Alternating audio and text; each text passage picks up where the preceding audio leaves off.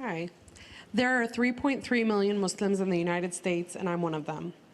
You've mentioned working with Muslim nations, but with Islamophobia on the rise, how will you help people like me deal with the consequences of being labeled as a threat to the country after the election is over? Mr. Trump, you're first. Well, you're right about Islamophobia, and that's a shame.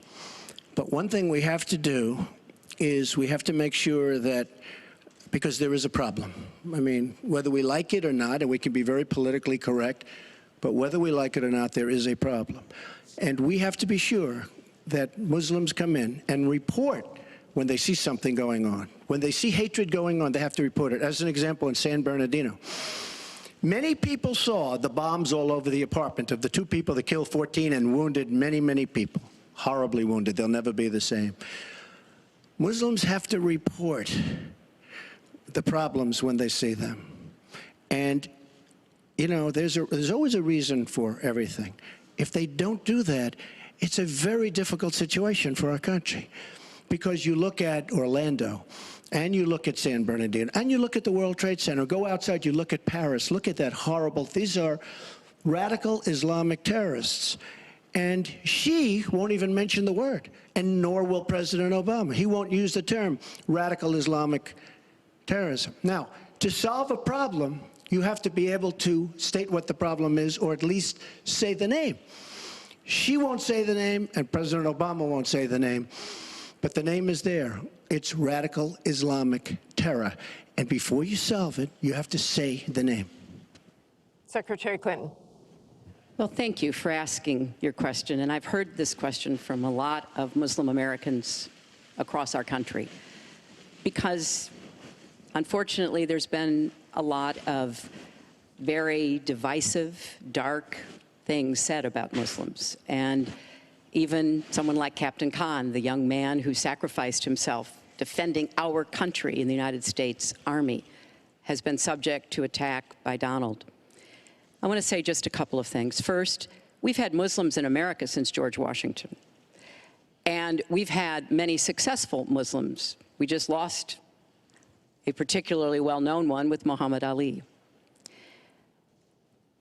My vision of America is an America where everyone has a place.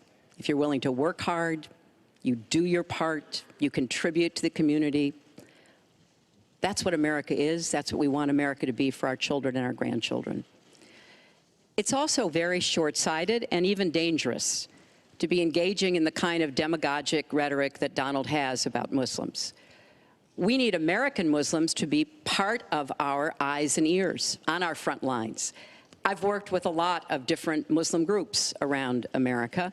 I've met with a lot of them, and I've heard how important it is for them to feel that they are wanted and included and part of our country, part of our homeland security, and that's what I want to see. It's also important, I intend to defeat ISIS, to do so in a coalition with majority Muslim nations. Right now, a lot of those nations are hearing what Donald says and wondering, why should we cooperate with the Americans? And this is a gift to ISIS and the terrorists, violent jihadist terrorists. We are not at war with Islam. And it is a mistake, and it plays into the hands of the terrorists to act as though we are. So I want a country where citizens like you and your family are just as welcome as anyone else. Thank you, Secretary Clinton. Mr. Trump, in December, you said this: Donald J. Trump is calling for a total and complete shutdown of Muslims entering the United States until our country's representatives can figure out what the hell is going on. We have no choice. We have no choice. Your running mate said this week that the Muslim ban is no longer your position. Is that correct? And if it is, was it a mistake to have a religious test? First of all, Captain Khan is an American hero. And if I were president at that time, he would be alive today, because unlike her, who voted for the war without knowing what she was doing, I would not have had our people in Iraq. Iraq was a disaster. So he would have been alive today.